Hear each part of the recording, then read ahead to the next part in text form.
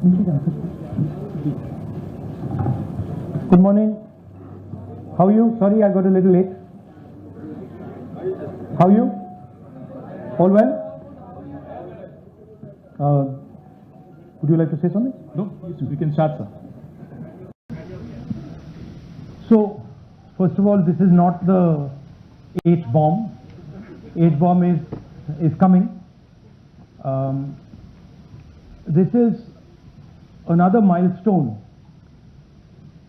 in setting up and demonstrating to the youth of this country how elections are being rigged.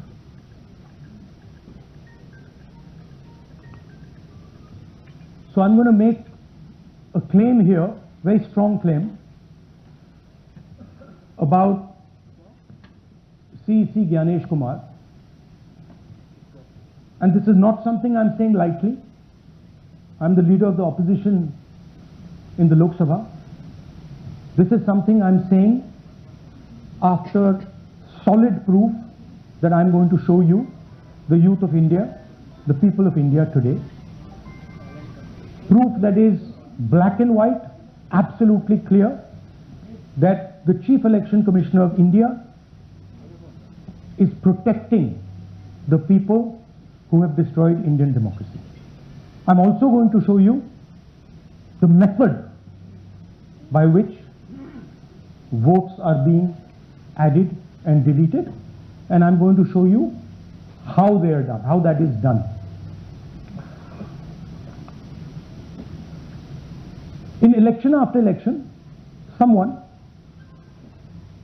some force, some group of people has been systematically targeting millions of voters for deletion across India. This is something that we've heard again and again and again. Different communities, mainly communities that are voting for the opposition, Dalits, Adivasis, minorities, OBCs, are specifically targeted. We had heard this many times, and now we found 100% proof of it. Please understand, I am not going to say anything on this stage that is not backed up by 100% proof. I am somebody who loves my country. I love my constitution. I love the democratic process, and I am protecting that process. And so I'm not going to say anything here that is not going to be based on 100% proof that you can determine. The burden of the judgment is yours.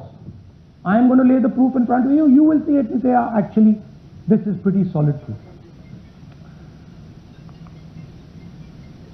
Aland is constituency in Karnataka, 6,018 votes. Somebody tried to delete 6,018 votes. We don't know the total number of votes that were deleted in Anand in the 23 election. They are much higher than 6,018, but somebody got caught deleting 6,018 votes. And it was caught, like most crimes, by a coincidence. What happened was, the booth level officer there noticed that her uncle's vote was deleted. And so she checked who deleted her uncle's vote, and she found that it was a neighbor. पड़ोसी ने uncle का vote delete किया था. उसने जाके पड़ोसी से पूछा कि आपने मेरे अंकल का वोट क्यों डिलीट किया. पड़ोसी ने कहा, मैं तो जानता ही नहीं, मैंने तो कुछ वोट डिलीट ही नहीं किया. Neither did the person deleting the vote know, nor did the person whose vote was deleted know. Some other force hijacked the process and deleted the vote. And as luck would have it, got caught. What does the operation look like? In Aland, 6,018 applications were filed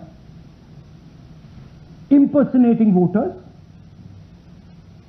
The people who filed these applications actually never filed them. And we will show you evidence of that on this stage. The filing was done automatically using software. We will show you that. Mobile numbers from outside Karnataka, from different states, and you can see on the map, from different states were used. Delete numbers in Anand, and it was done targeting Congress voters. So this was not random. We will show you again that these deletions were specifically targeting booths where the Congress party was winning.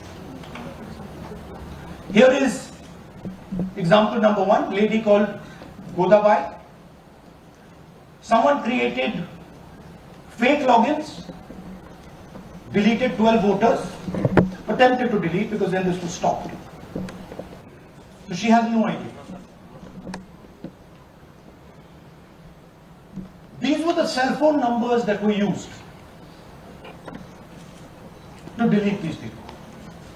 These are not from Karnataka. These numbers are from different states. You can see here.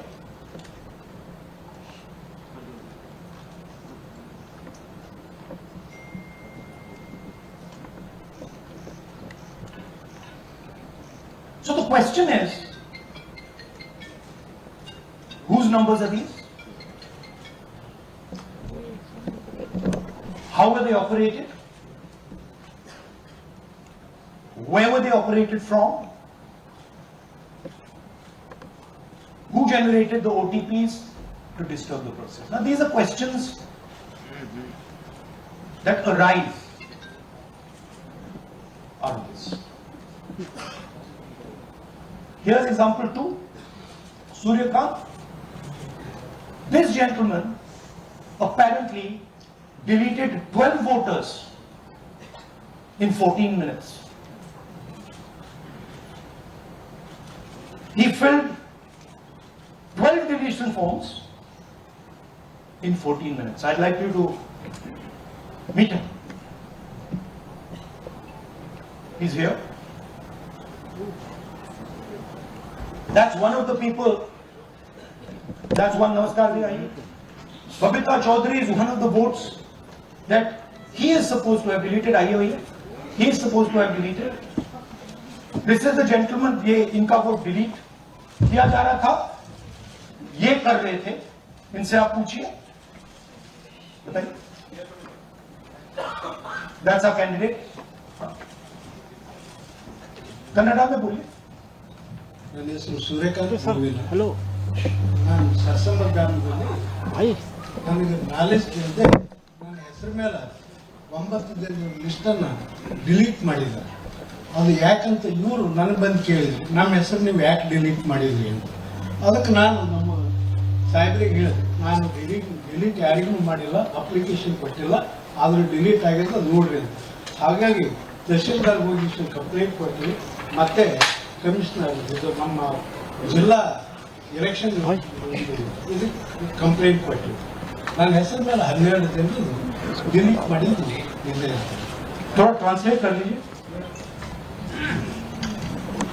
मेरे नाम पे 12 लोगों का नाम delete किया गया है. हालांकि मुझे मालूम नहीं, मैं कभी किसी को मैसेज भेजा भी नहीं, मैं बुलाया नहीं. ये बबीता आके पूछने से पता चला कि मैंने मेरे फोन से ऐसा मैसेज किया, लेकिन असल में मैंने किसी को भी मैसेज नहीं किया. आप कुछ कहेंगे? नहीं? Thank you. Thank you. Third example, Nagaraj. 2 applications filed and submitted in 36 seconds. Please try and fill these forms and see how long it takes you. Try and fill. And I ask the youth of India, try it. Try and fill the form, 2 forms in 36 seconds. You'll see the answer to this question. Notice also what time this gentleman fills the form. For some reason, he gets up at 4:07 in the morning and suddenly fills 2 forms in 38 seconds.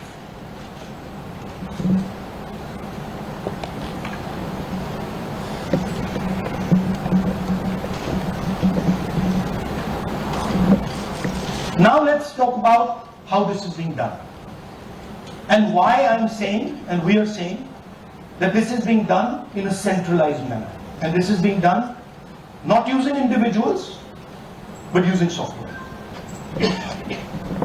Look at the serial numbers. Serial number 1, serial number 1, serial number 1, serial number 1. Serial number 1 means that this is the first person whose name, this is the first name in the booth. So a software is picking up the first name in the booth and using it to delete votes. So someone ran an automated program that ensured the first voter of the booth was the applicant. That same person got cell phones from outside the state, used them to file the application.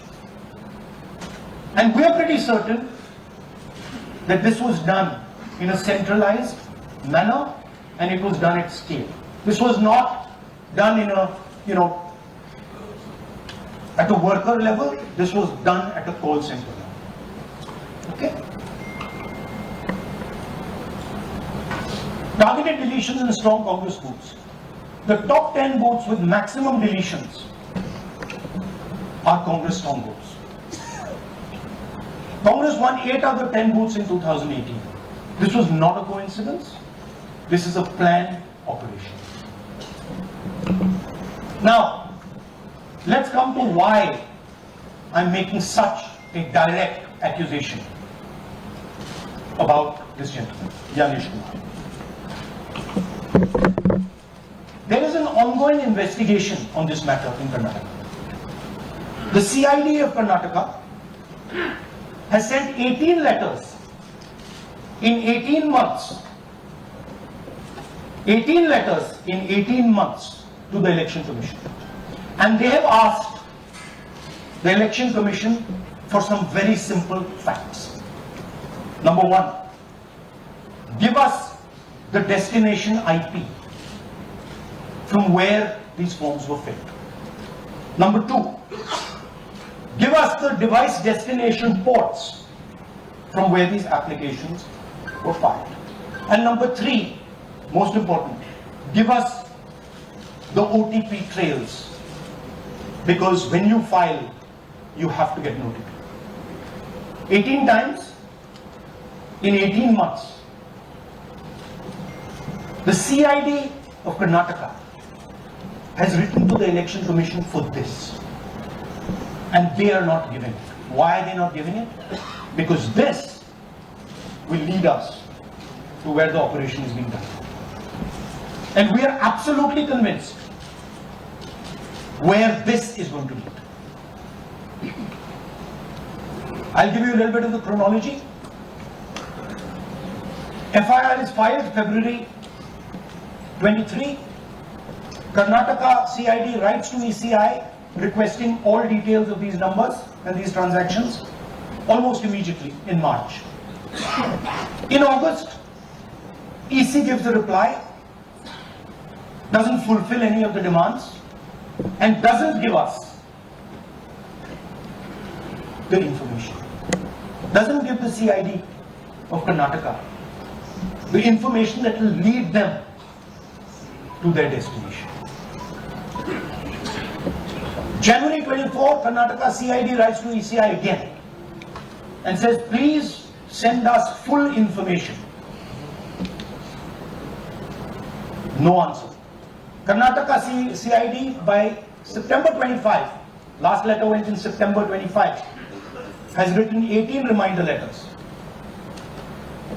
While this is going on, the CEC of Karnataka writes to the Election Commission in Delhi and says, there is a matter. Please provide this information. And the CEC of Karnataka multiple times asks the Election Commission No answer. Now this is absolute solid proof that Gyanesh Kumar is protecting the people who are doing this. This is also absolute solid proof, what I've shown you, that this is being done in a centralized way, this is being done at scale, and this is being done using large resources. Question is, who is the someone? And the answer is with the EC today. The Election Commission of India knows who is doing this. And I want every single youngster in India to know that they are attacking this. And this is your future. When they are not giving this information, they are defending the murderers of our democracy. And it is important that every youngster knows this. Your jobs, your future, your aspirations all come from this instrument. And the Chief Election Commissioner, Mr. Gyanesh Kumar, is not telling the CID of Karnataka who is doing this. This is not an isolated case. There are many such cases. Here is another one. Maharashtra, Rajora, same idea. 6,850 targeted voters added. Anand we caught deletions, Rajora we caught additions. But the basic idea is the same. Phones from outside, people who are supposed to have added voters don't know that they've added voters, people who have deleted voters don't know that they've deleted voters. You can see, you might remember that, those names there, JW, JW, JW, JW from the last presentation. Same model. So it's the same system that is doing this. It's doing it in Karnataka, it's doing it in Maharashtra, it's done it in Haryana, it's done it in UP, and we have proof of all of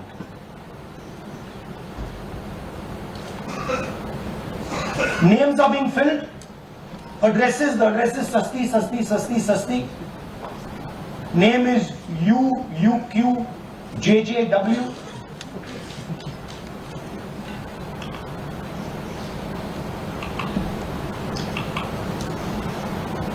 So, what are we saying here? That the Chief Election Commissioner of India, Gyanesh Kumar, needs to stop protecting the people who are destroying Indian democracy. We have given you 100% bulletproof proof here. It cannot be doubted. You have seen it with your own eyes. Right? EC has to release this data of these phones, these OTPs, within a week. Otherwise, we will know for sure that Gyanesh Kumar is protecting the people who are destroying and attacking the constitution. Thank you. धन्यवाद. हिंदी में बोले? हाँ हिंदी में बोल दीजिए. नहीं, reverse कर दीजिए. पूरा हिंदी में बोल देता हूँ.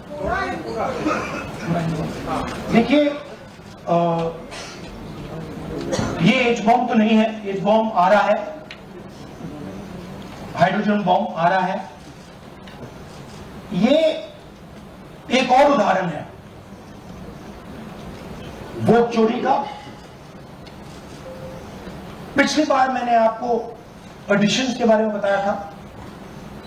ये हम आपको डिलीशंस के बारे में दिखा रहे हैं, और सबूत के साथ हम आपको दिखाएंगे कि ये जो डिलीशंस हुए हैं ये सेंट्रलाइज तरीके से कॉल सेंटर के प्रयोग करके, सॉफ्टवेयर के प्रयोग करके किए गए.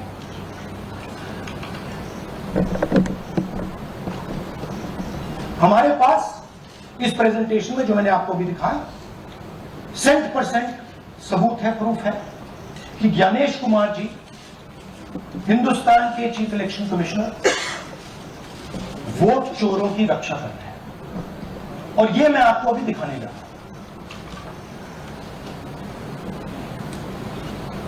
हर इलेक्शन में हमें रिपोर्ट आती थी कि वोटर्स डिलीट हो रहे हैं,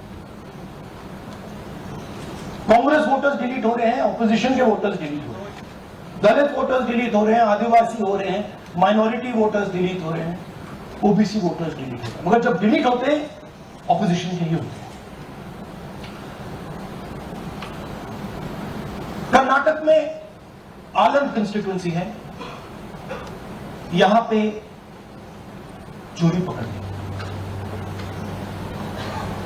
कोइंसिडेंस से पकड़ी। वहां की जो बीएलओ थी उसने देखा कि उसके रिश्तेदार को डिलीट कर दिया गया। जैसे चोरी पकड़ी जाती है, कोई छोटी सी गलती हो जाती है, हटा जाती है। अलंग में 6018 वोटर्स डिलीट हुए, उसमें से इनकी रिश्तेदार, उन्होंने पता लगाया कि मेरे रिश्तेदार को डिलीट किसने किया। पता लगा कि पड़ोसी ने रिश्तेदार को डिलीट किया। बीएलओ ने जाके पड़ोसी से पूछा कि भाई आपने मेरे रिश्तेदार को क्यों डिलीट किया? पड़ोसी ने कहा मैंने तो नहीं किया। बीएलओ सस्पिशियस हो गई, शक पड़ा, उसने प्रोसेस चालू कर दिया।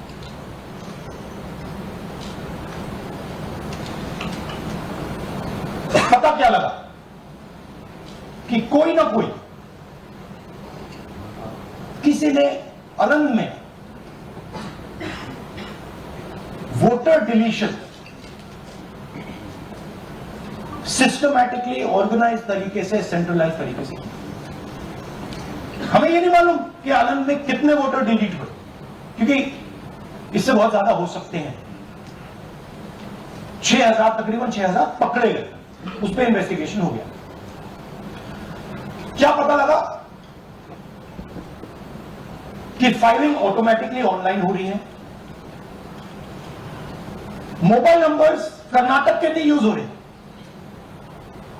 मोबाइल नंबर दूसरी स्टेट के यूज हो रहे। इनफैक्ट कर्नाटक के नंबर थे ही नहीं उसमें। मतलब आप दिल्ली में बैठे डिलीट कर रहे हो, आपका नंबर तमिलनाडु का है। आप गुड़गांव में डिलीट कर रहे हो, आपका नंबर झारखंड का है। और जब हम चेक कर रहे हैं कि भैया आपका नंबर है, तो आपका नंबर है ही किसी और का नंबर। और टारगेट करके कांग्रेस वोटर्स को डिलीट किया।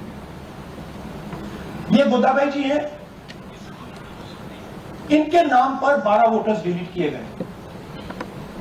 इनको मालूम ही नहीं, इनको पता ही नहीं कि इन्होंने 12 वोटर्स डिलीट किए। ये सारे के सारे जो नंबर्स हैं, ये कर्नाटक के नंबर्स नहीं है, ये अलग अलग स्टेट्स के नंबर्स हैं। और इन नंबर्स को आप फोन करके देखिए, रिप्लाई नहीं आता है।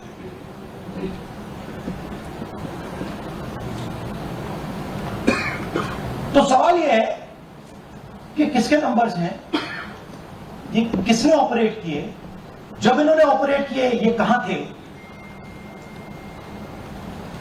आईपी एड्रेस क्या था, ओटीपी कैसे जनरेट हुआ, कहां गया, ये सवाल है।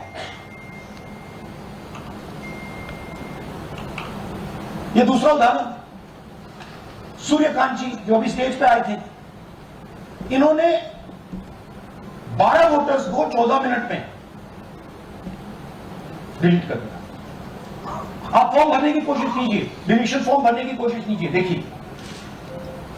और जब हमने इनसे पूछा कि भैया आपने ये कैसे किया, वो कहते मैंने तो नहीं किया, मैं तो जानता ही नहीं।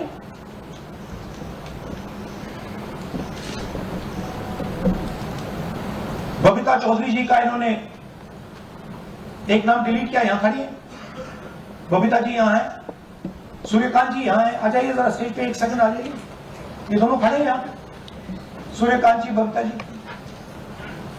इनको मालूम ही नहीं कि इन्होंने डिलीट किया। Thank you. नागराज जी, इन्होंने 2 एप्लीकेशन 36 सेकंड में फाइल कर दी। और मजे की बात देखिए, ये 4 बजे सुबह उठ के फाइल कर रहे हैं।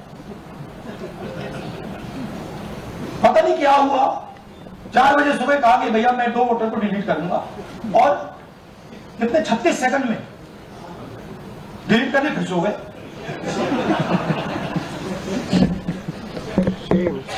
हमारी माइंड में पहले सवाल था कि क्या इलेक्शन कमीशन भी सो रहा है, मगर नहीं, सोया कोई नहीं है, जगे हुए हैं, सिस्टमैटिकली मदद हो रही है। ये देखिए दूसरी बात, जो भी डिलीट कर रहा है वोटर लिस्ट में उसका सीरियल नंबर 1 है। मतलब जो भी वोटर लिस्ट में पहले नंबर पे आता है वही डिलीट कर रहा है। 5वें नंबर वाला, 7वें नंबर वाला, 10वें वाला कोई नहीं कर रहा। तो हो क्या रहा है, सॉफ्टवेयर से यह काम किया जा रहा है। सॉफ्टवेयर प्रोग्राम कह रहा है पहला नाम निकालो और इसका प्रयोग करके डिलीट करो।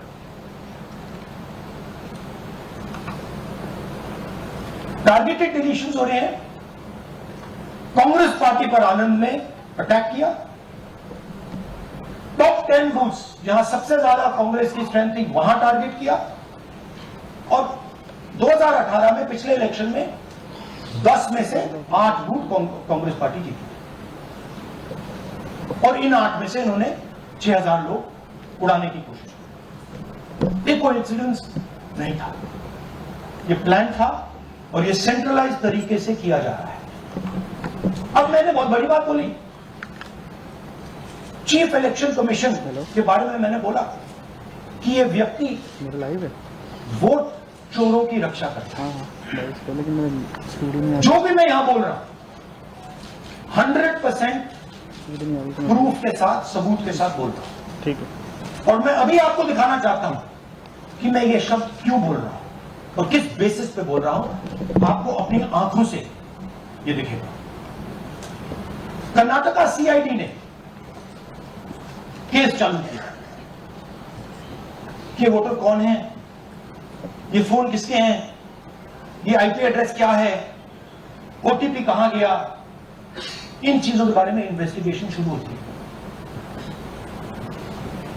कर्नाटक सीआईडी ने हिंदुस्तान के इलेक्शन कमीशन को 18 चिट्ठियां लिखी। हमें आप ये इंफॉर्मेशन दीजिए, बिल्कुल क्लियर है, डेस्टिनेशन आईपी दीजिए, डिवाइस डेस्टिनेशन पोर्ट दीजिए, ओटीपी ट्रेल दीजिए, फोन नंबर्स दीजिए, फोन नंबर्स के मालिकों के नाम दीजिए। क्लियरली पूछा है, नो आंसर।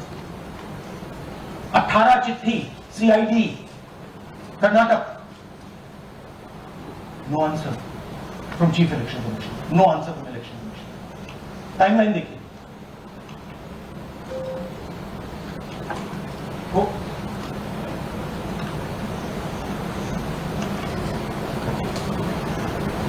फरवरी 23 में इन्वेस्टिगेशन शुरू होती है। मार्च 23 में कर्नाटका सीआईडी चिट्ठी लिखती है ईसीआई को कि हमें सारे डिटेल्स दे दीजिए। अगस्त में इनकंप्लीट डिटेल्स दी जाती है, जिससे कोई इन्वेस्टिगेशन आगे नहीं बढ़ेगा। जिन चीजों की जरूरत थी वो नहीं दी, जिसकी जरूरत नहीं थी वो सारी दे दी। पहला सबूत। दूसरा सबूत, 18 बार रिमाइंडर लेटर गए हैं। आपको अगर सीआईडी एक बार लेटर भेज दे और आप नहीं गए, आप जानते हो क्या होगा। यहां पे इलेक्शन कमीशन को 18 बार लेटर गए हैं, कुछ नहीं हुआ है। बाद में क्या होता है, कर्नाटक ईसी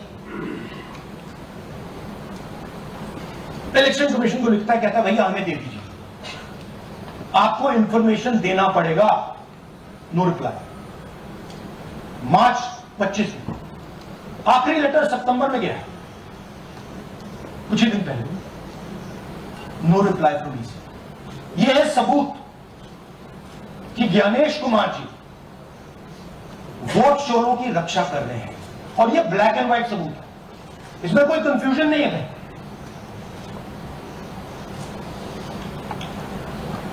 तो सवाल उठता है, ये है कौन जो सेंट्रलाइज तरीके से कॉल सेंटर के प्रयोग से, सॉफ्टवेयर से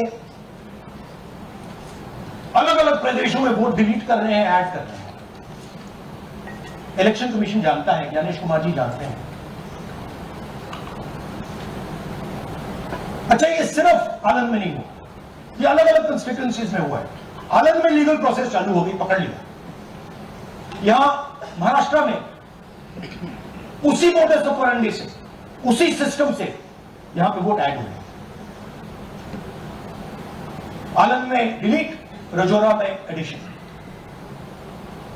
6850।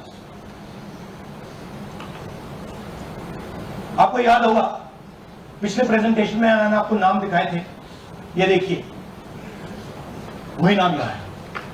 वही सिस्टम महाराष्ट्र में चल रहा है जो कर्नाटक में चल रहा था। नाम वैसे ही है, JW JW JW, पता वैसा है, JW JW, नाम यू ऐसे किसी ने टाइप करके लगा दिया। तो जो ये काम कर रहा है, ये उत्तर प्रदेश में, हरियाणा में, बिहार में, कर्नाटक में, महाराष्ट्र में वही कर रहा है।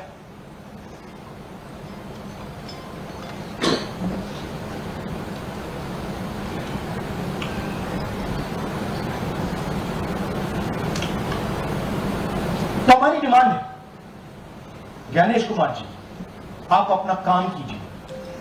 आपने ओथ लिया है, आप हिंदुस्तान के चीफ इलेक्शन कमिश्नर हैं। आपसे कर्नाटक की CID सबूत मांग रही है। आप कर्नाटक की CID को यह सबूत 1 सप्ताह के अंदर दे दीजिए, नहीं तो पूरा हिंदुस्तान के सारे युवा इस बात को एक्सेप्ट करेंगे कि आप हिंदुस्तान के कॉन्स्टिट्यूशन, हिंदुस्तान के संविधान की हत्या में शामिल हो, हिंदुस्तान की संविधान की रक्षा नहीं कर रहे हो, और वोट चोरों की आप मदद कर रहे हो। Thank you. और थोड़ी देर में हम आपको हाइड्रोजन बॉम्ब दिखाने जा रहे हैं। नहीं, आज नहीं, थोड़ी देर में उसकी प्रिपरेशन चल रही है, क्योंकि हम देखिए, मैंने टीम से कहा है कि अगर मैं स्टेज पे जा रहा हूं, ब्लैक एंड व्हाइट प्रूफ नहीं होगा, मैं नहीं जाऊंगा। अगर ब्लैक एंड व्हाइट प्रूफ होगा, जो कोई मतलब उसको निगेट नहीं कर सकता, मैं जाऊंगा। मैं देश के कॉन्स्टिट्यूशन की रक्षा कर रहा हूं, संविधान की रक्षा कर रहा हूं, मैं लोकतंत्र की रक्षा कर रहा हूं, और मैं सच्चाई आपके सामने रख रहा हूं। बहुत बहुत धन्यवाद, नमस्कार, जय हिंद। सर, 3 सवाल। PTI से संजीव चोपड़ा। या राहुल जी, दिस साइड। या राहुल जी इधर हाँ, लेफ्ट है? You right. Hello Rahul ji, आज आपने नया खुलासा किया है कि कैसे वोट चोरी हो रही है। आपने पहले भी महादेवपुरा के बारे में बताया कि कैसे एडिशंस हो रही हैं, आपने बताया कैसे डिलीशंस हो रही हैं। लेकिन देखने में ये आ रहा है कि इलेक्शन कमीशन इस पर कोई एक्शन नहीं ले रहा, और आगे चल के वो तैयारी कर रहे हैं पूरे देश में SIR लाने की। तो आप इस मुहिम को आगे कहां तक ले जाएंगे, और SIR के बारे में क्या करने वाले? देखिए, हम आपके सामने क्रिमिनलिटी रख रहे हैं, हमारा काम आपके सामने सच्चाई रखने का है, और हम रख रहे हैं। हिंदुस्तान में दूसरे इंस्टीट्यूशन भी हैं, सिर्फ इलेक्शन कमीशन नहीं है, लीगल सिस्टम है, उनको भी इन चीजों को देखना चाहिए। यहां पे हम चीफ इलेक्शन कमिश्नर के बारे में ब्लैक एंड व्हाइट कह रहे हैं। आपने कहा कि हमने एडिशन डिलीशन दिखाया, पहले प्रेजेंटेशन में मैंने एडिशन दिखाया था, अब हमने डिलीशन दिखाया है, मगर हमने एक और चीज जोड़ दी, एडिशन और डिलीशन का सिस्टम, उसका स्ट्रक्चर, उसका तरीका। और हमने यह दिखाया है कि जो डिलीट कर रहा है जो ऐड कर रहा है महाराष्ट्र में, कर्नाटक में, यूपी में, वो ही क्या है, एक ही फोर्स। हमने आपको वो एड्रेसेस दिखाए। Same system is being used in Maharashtra, is being used in Karnataka, is being used in Uttar Pradesh, is being used in Haryana. Same people are doing it. ANI से सिद्धार्थ, एएनआई।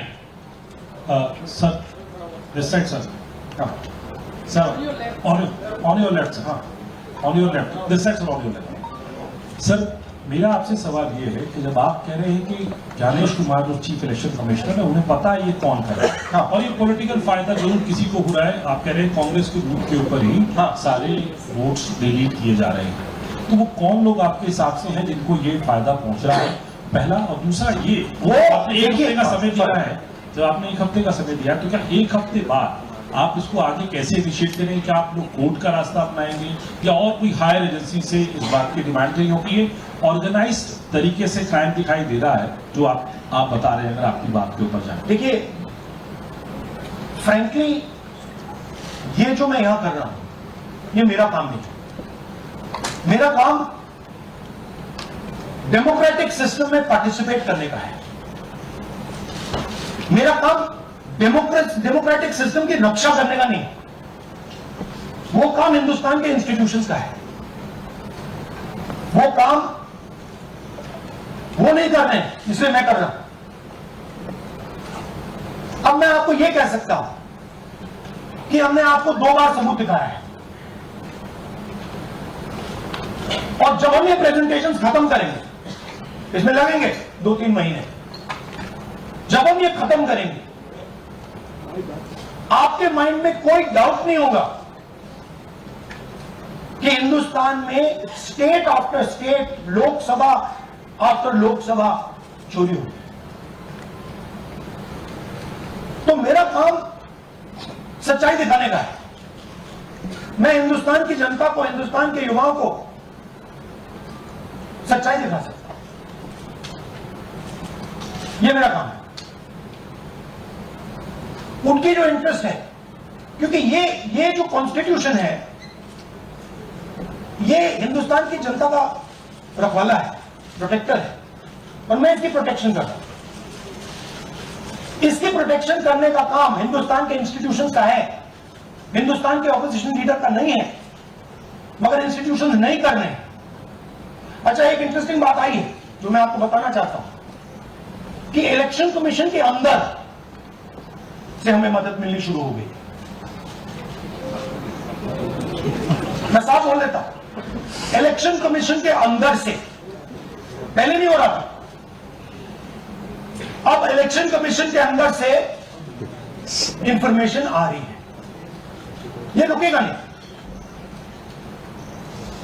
ये रुक नहीं सकता है, क्योंकि हिंदुस्तान की जनता इस बात को एक्सेप्ट नहीं करेगी। एक बार हिंदुस्तान की जनता को, हिंदुस्तान के युवाओं को पता लग गया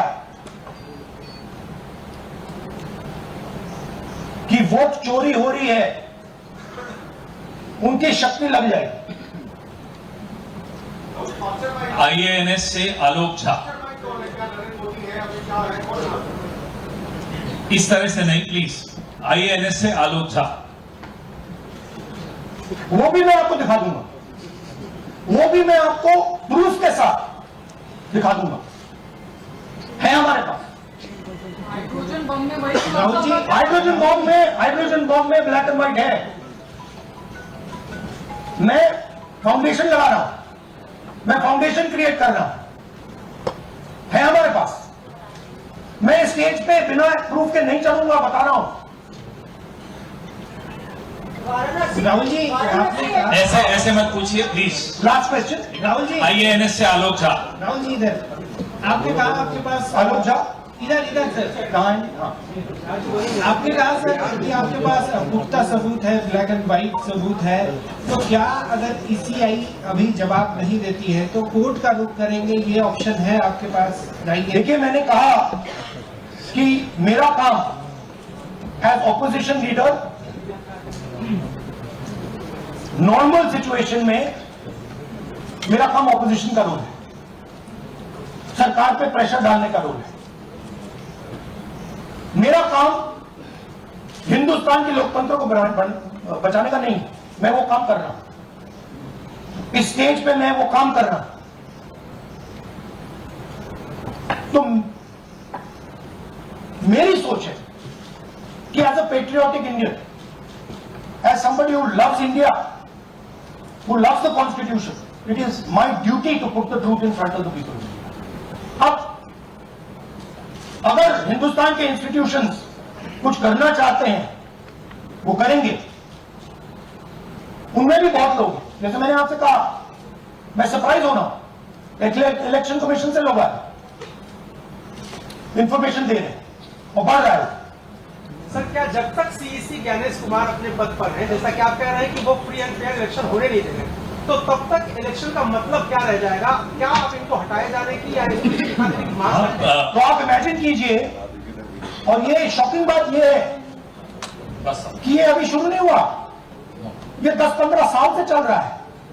ये सिस्टम है, ये स्ट्रक्चर है। हिंदुस्तान की जो डेमोक्रेसी है वो हाईजैक हो गई है। राहुल जी, इसकी